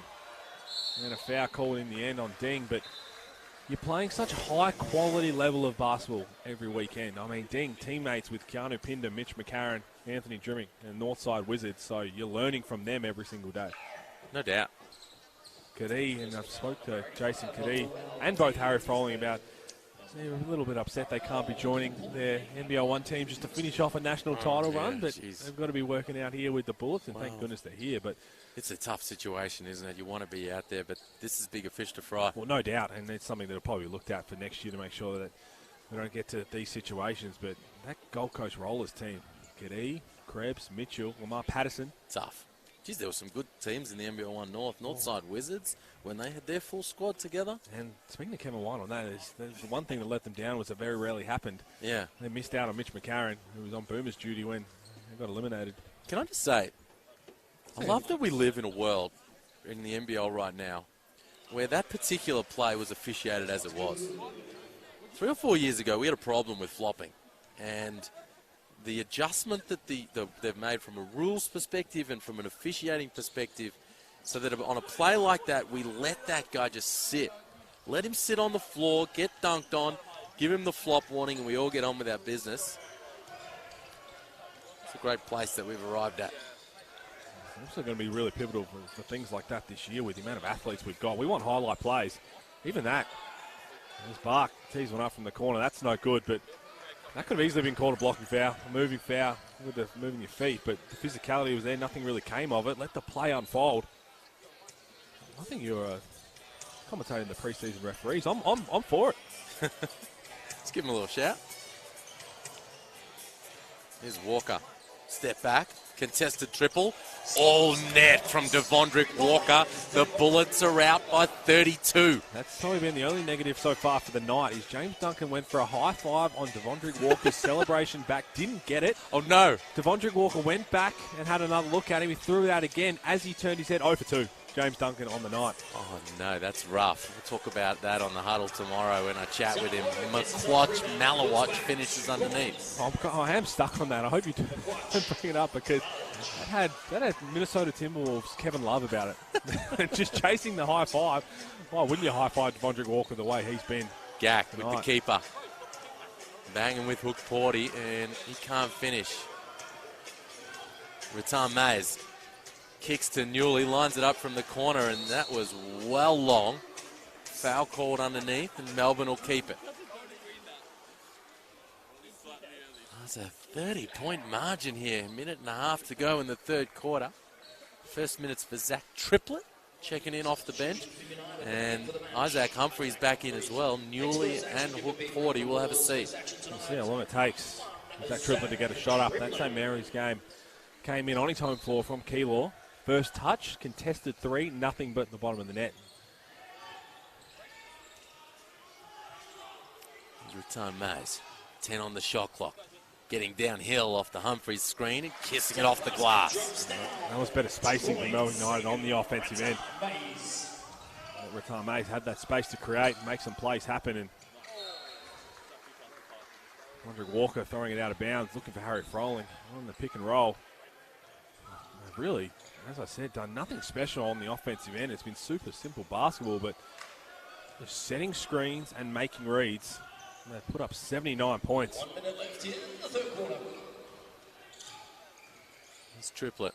Ball moving around the perimeter for Melbourne. Malawach down the lane, finds Humphreys. Little righty hook comes up short. So we're inside the final minute here of the third quarter. In a special game for Brisbane to begin their preseason campaign thus far. Good ball movement. Walker keys one up, can't hit. They pull it out. They're going to use most of the rest of the clock here. Bark on the attack. Oh, great pass. John's wide open. He can't hit. Bark gets it back. He's all kinds of activity right now.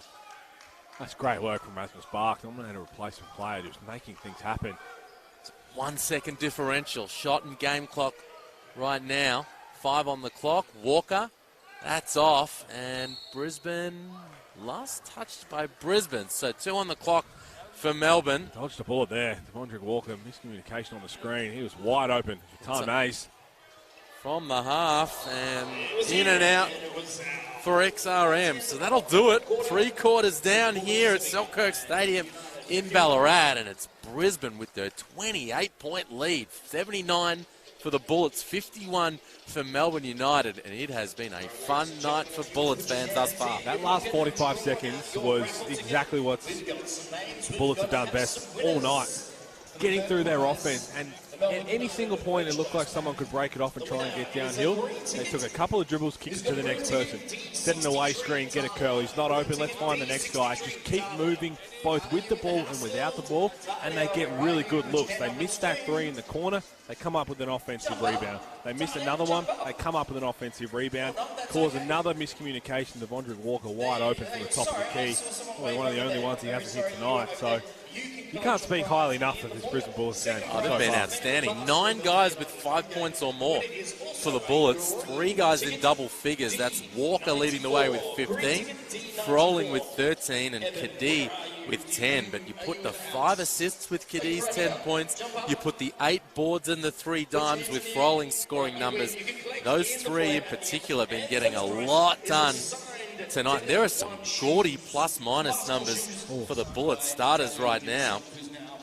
All very, very healthy kind of stuff. Plus 27 for Mitchell and plus 26 for Harry Froling. That starting group has been sensational. For Melbourne, it's Rejon Tucker with a game-leading 17 points, including 9 of 10 from the stripe. And Jordan Caroline, the other guy in double figures, but not a lot else to crow about in that United box score. And plus minus is such a unique thing to look at, but a lot of fans might not think it's very valuable, but certainly from experience, Ian Vickerman uses that a lot, and especially in the preseason, because what it tells you is just you're trying to figure out what lineups work well at different points in the game. Well, that's going to be a really big indicator, especially when they want to be a great defensive team. 79 points through 3 quarters. A bit to try and fix. That's what's beauty about preseason. A long way to go. But this is really good from the Bullets. Well, Melbourne United's proudly supported by their major sponsors, Rolled Vietnamese, Tyre Power, DoorDash, Dream Street Lending, and Trojan Tools. Also, a special thanks to our partners at the City of Ballarat and Ballarat Basketball for hosting the club this week. And it's been a fun week. Keep just following along with what's been going on down here in Ballarat. Pete, the team getting out and about and getting amongst the community. Oh, it's great, isn't it? And the opportunity to know, okay, we're going to Ballarat for a preseason game. We can go early. We can have a bit of a preseason camp and get to the community, get to see some kids and help them out, but also spend a lot of time with each other away from the court. Do those kind of things, because we know how important culture is to the success of anyone in any pro sport. Well, Melbourne United have a lot of new faces, so that's going to be really important. Final quarter underway. Golding, single digits on the shot clock, and he knocks one down from long range. This is the first time they haven't really tried to force anything on the offensive end. They knew exactly the set they wanted to get. Got a lot of ball movement, and right at the end, little away screen for Chris Golding, and they executed it perfectly, and he knocked one down. Great hands and hustle from Tucker as the Bullets try to find Krebs back door, and Melbourne United up and about. Pick and pop for Humphreys, short. And the air comes out of the ball for Melbourne. Here's Kadee. Gets the switch. He's got Humphreys. He finds Froling underneath. And he's got the Crow Barlow in his back. Fade away. Short. Barlow's done that well in his whole career. Just using his strength as the pass from Matan Mays. Humphreys, got away with a little travel there. Bench wanted it. Barlow. Man, timeout Brisbane. Good couple of minutes from Melbourne to begin the fourth quarter. They got plenty of their home fans here in Ballarat and have made their way up the freeway in amongst the whole heap of traffic, just by the way. Trying to get up here, and they've put on a little bit of a better showing here to begin this fourth. We spoke a bit about the absentees from the Bullets, the big ones, and we didn't really touch on Tyler Johnson, who, talking to a couple of the Bullets boys, I won't put them on notice, but I asked them how he looks so far, and I got a bit of Kevin Lish about him, Tyler Johnson, and I'm like, well, that's a pretty good comparison in terms of NBL, what we want to see, the lefty. Okay, well, talk to me. Is it, Kevin Lish, of course, a two-time MVP, but also a Defensive Player of the Year. Are they talking about what he's doing at that end of the floor? Well, I think it'd probably be the other end of the floor. But I want to talk a little bit about a key player not playing for Melbourne United. Now, he's not going to put up 22-point difference, but Shaylee not being on the floor. When you talk about value to winning, we saw it last year. There's not too many in the league who become as valuable to what he does to lead to a team to win. Come on, man. No Aaron Baines, no Nathan Sobey.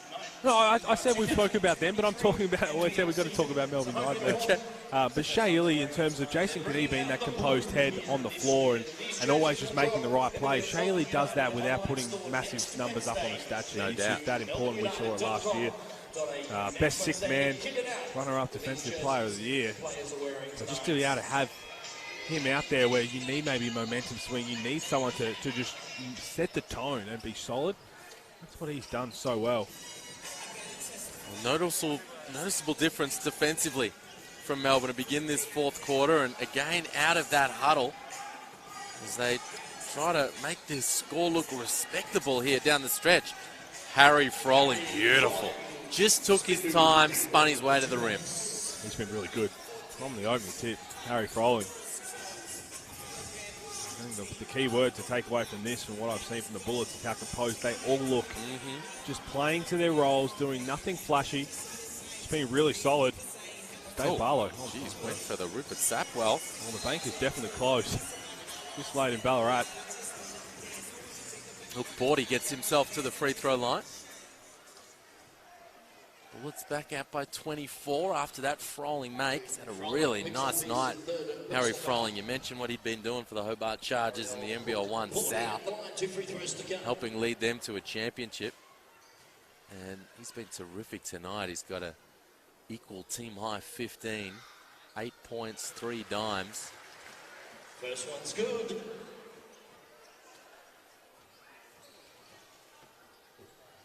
As Porty knocks down that free throw. Has been a better first 2 minutes here. Second one is good as well. 2 points at the line. Touchdown pass. What a pass. Oh, man. Harry Froling. Just a shade of Nikola Jokic there from Froling. Well, that can't happen. I think Vickerman's got his hands on his head because that is off a made free throw. Get out. There's no one back. That was a great pass. Just a little bit of eye contact from Froling and Kadee. Jason Kadee just grabbing that left calf. Jason Kadee at the line. 2 free throws to come.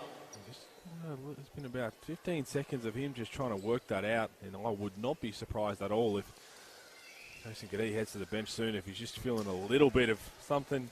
He's going to take his free throws. Well, you get the points, absolutely. Why not? You've been terrific, but no point mucking around with the calf. No, sir. I mucked around with a calf in pre-season and ended up snapping my Achilles. So keep an eye on him. Hopefully it was just a little bit of cramp. Didn't call for the pickle juice. Here's Golding. Oh, Mitchell cleans up Tucker off the ball. No whistle underneath. He's already got a flop warning, Tucker. Well, I don't think that was a flop warning. I think that was a nice little hip check. Good pass. Froling gets hooked Porty in the air. And no, don't tell me. Harry Froling with the English off the top of the backboard. Circus stuff from Froling. Well, they're going to have a chat about it, but that's got to count.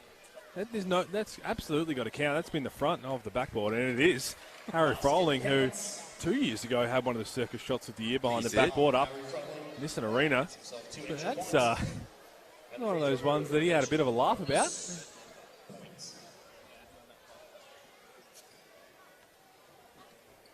Well, it's all coming up Brisbane in Ballarat tonight. That was very fun from Froling.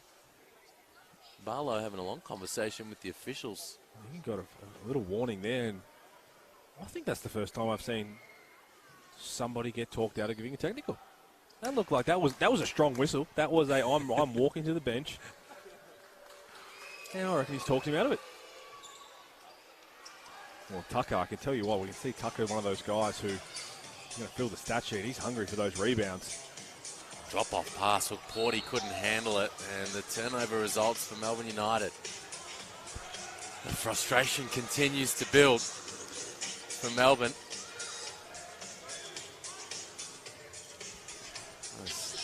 Brisbane maintain their advantage here. Tucker getting up and in, forcing the turnover.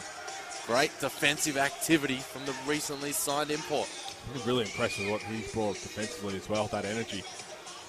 The activity, the hands are super quick, super strong. There's a 25-point lead to Brisbane. They really have owned this game all night long. Tucker from three, that's off. Barlow wins it back. There's Tucker again, playing for the foul, nothing doing.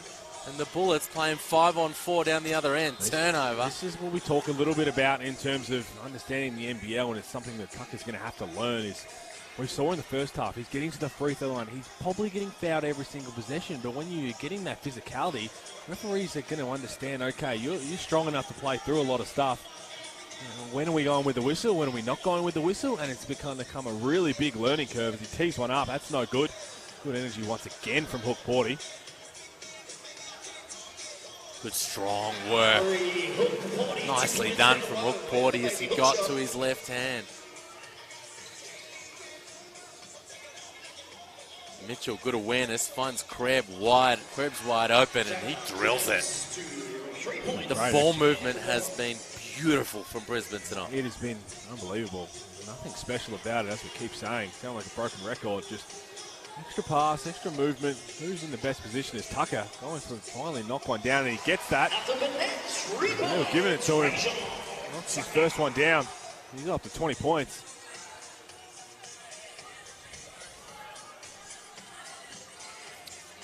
Froling kicks it out to Statman. He can't hit. Froling wins it back. He's having an enormous impact tonight, Harry Froling. Great pass from Kadee. Kick, Statman in the corner, and it's down. That's picture perfect execution from the Bullets. That is unbelievable vision from Jason Kadee, who just saw that play evolving one step ahead, because the pick and pop was there from Froling. He knew the defense would come across and cover that, so he threw it to the wing and gave the extra pass and knocked it down. Those are things that it's going to be a very, very pleasant film session for the Bullets when they break down this game. Drops down 2 points. Nice bucket from Hook Porty off the hand of Rattan Mays. Melbourne getting going a little offensively right now, but having a bit of trouble getting stops. 89 points for Brisbane. That's going to be midway through this fourth quarter. United basketball, good hands from Dave Barlow. Forced the turnover. Here comes some substitutions from both teams. Hook Porty, Barlow, Tucker going to sit down for United. Froling, Kadee going to take a break. Probably done for the night. Exceptional. Kind of Krebs going to sit down as well. Here's Rattan Mays. A little hesitation dribble. Gets the defense out of position. Classy stuff from Rattan Mays, and that's an and one finish at the rim. Really nice move from Rattan Mays. Classy as well. As you said, really patient. Up and in, up and under. And these are the minutes that I'm going to be watching a little carefully, because I mentioned the opportunity for Caroline to maybe play at the 5. We talked about at halftime, Adelaide, you would think, well, DJ Bruin's going to enjoy Robert Frank sliding down to the 5, Cleveland at the 4, rolling out that McCarran, Detch, Randall, Cleveland Franks lineup at times. That's where you can potentially roll Caroline down to the 5 to match up alongside those smaller centres and get a bit more athletic. Maybe Rajon Tucker definitely has the strength to match up on anybody in the 4 spot as well. So a few things to play with. You obviously got the Twin Towers and Humphreys and Hook Porty. Big thanks to the city of Ballarat. Caroline, he's a big unit. Thanks very much. Dr. X at the line.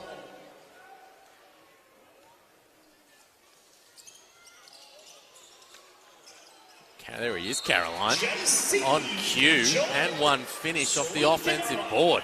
2 points.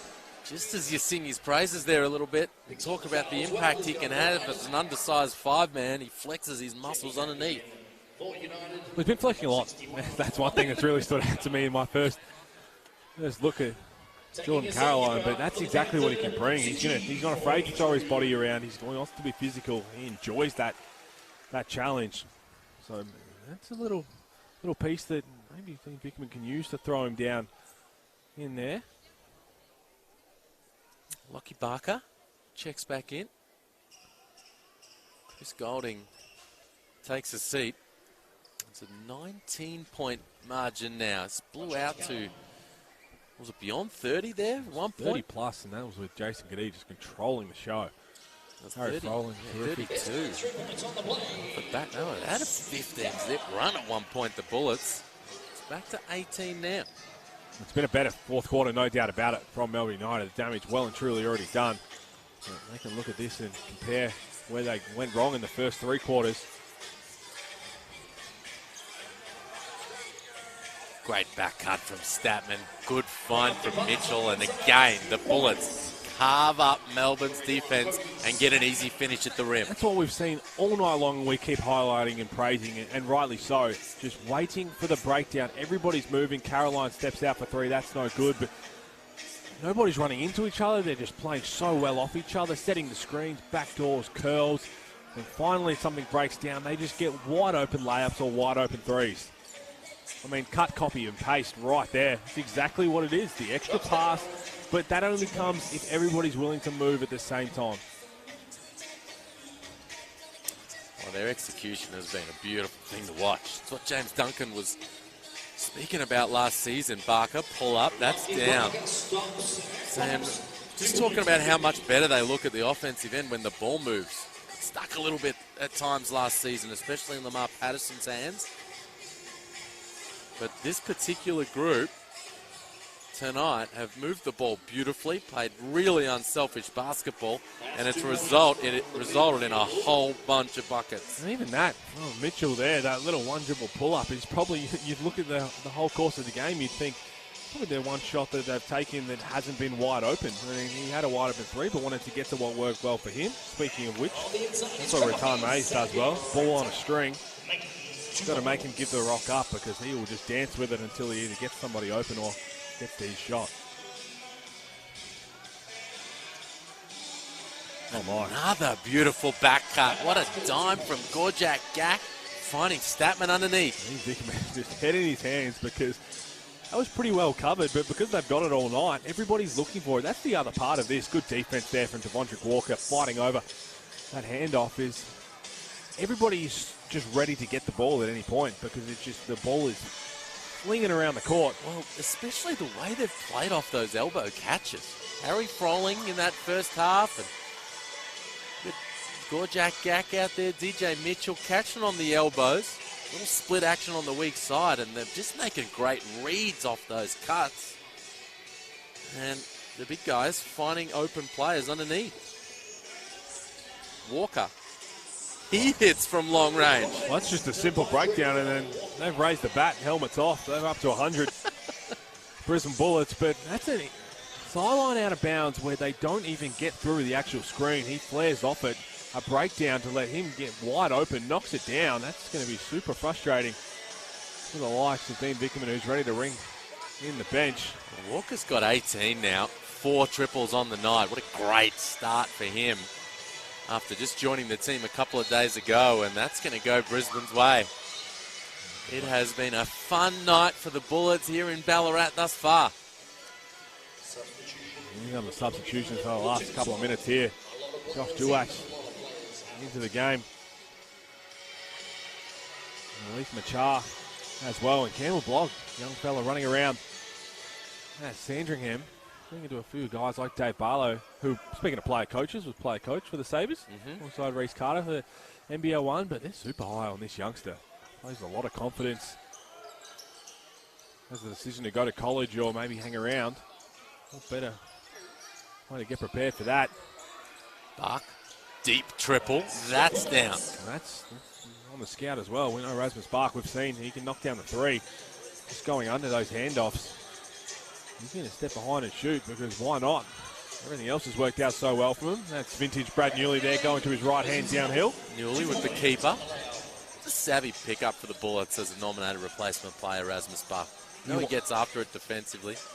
Got these issues with Sobey and that bone bruise right now, and then might have to nurse him through at times throughout this season, and having Bark ready to go is going to help. Ball moves beautifully again for Brisbane. Johns, a little happy feet. Newley takes it away. 1 minute left. Right down the middle cylinder for Newley, and he can't finish off the glass. Walker, happy to eat some clock right here, up 26. Well, you wouldn't have seen it there because we were watching down here, but Harry Froling just took all his tape off and has launched it a good 20-odd metres to the bin near the door, and there's nothing but net. So that is 100% sums up the night so far for the Bullets. As easy as that. Great court vision from Uhuls. Inside, outside for Brisbane. Lual Ding with the pull-up jumper. He's shown some signs tonight as well. Knocked down those 2 threes back-to-back to end the first half. But been super efficient. Also hanging around to get the oop as Duach no good there.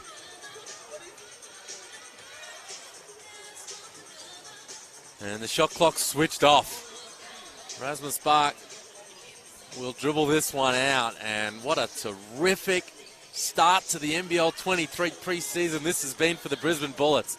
Making their way down. They've got some big names sitting out as they walk into Ballarat and they take care of business. It's a 28-point victory to Brisbane. It's Brisbane 105 over Melbourne United 77. One of those games that when you go back to the film, Brisbane Bullets players will be super excited to see the breakdown because they were as solid as it comes. Unselfish, just so well drilled. The ball was moving, the players were moving. Anything they wanted to get, they just waited, so patient, and it was a beautiful game to watch from the Brisbane Bullets. No Baines, no Sobey, no Johnson, no problems for Brisbane. Last season, the highest score they had for the entire year was 101. And they walk out to begin pre-season and put 105 on the board. And again, it's very early. It's pre-season, so you never want to get too carried away, but you'd rather be feeling like that this early than perhaps how Melbourne United would be feeling giving up 105 themselves when they want to pride themselves on the defensive end. But right now, we have to talk how well the Bullets were. That's going to be the talk for until they match up again. They're going to be playing at Casey Stadium on Saturday night. See how Melbourne United bounce back. But exceptional job from every single player who hit the floor. James Duncan, what a game plan to be able to get them through their sets the way they did.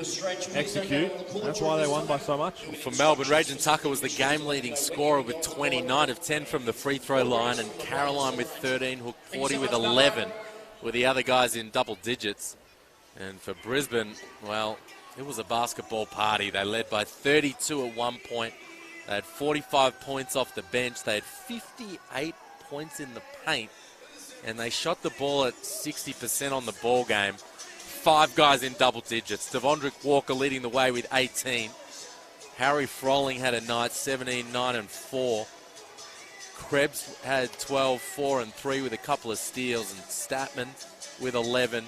Kadee with 11, 3, and 5. So outstanding numbers there across the box score for the Bullets. And James Duncan, Greg Vanderjack, Peter Crawford, GM of basketball, Sam McKinnon out on the floor right now chatting about it. They'll be wrapped with the way they started pre-season. So they should be. And I'll tell you what, Peter Crawford rolling the shorts and Ballarat at 8:44 at night. That is a bold strategy, Cotton, but it works for him. Whatever works. Devondrick Walker, I thought, was great just getting off the plane a few days ago. He was going to be questionable to even suit up, I think, once Johnson with the illness wasn't able to suit up. Devondre Walker stepped in and hasn't missed a beat. We mentioned they'll rematch. They'll play again on Saturday night at Casey Stadium in Cranbourne. Get to that, Melbourne United fans, if you can, and get yourself ready for the upcoming season. Tickets for each and every Melbourne United home game are on sale now. Blockbuster games across the season. 7 family